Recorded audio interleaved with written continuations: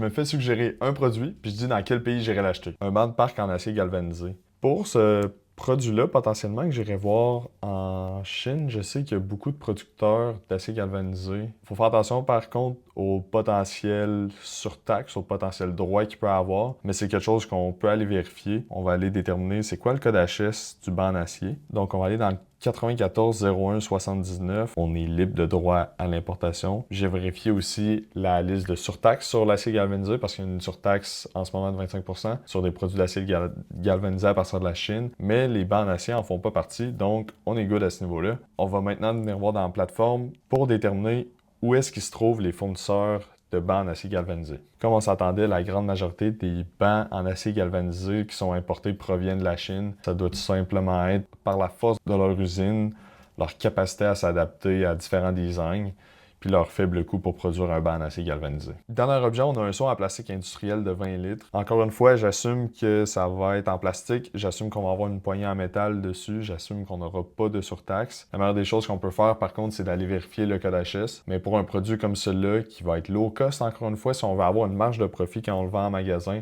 on n'a pas le choix d'aller chercher un fournisseur qui va pouvoir les produire à faible coût. On risque de s'en tenir en Chine, on risque de s'en tenir en Taïwan, puis d'essayer de minimiser nos coûts de transport en faisant venir ça en plus grande quantité possible.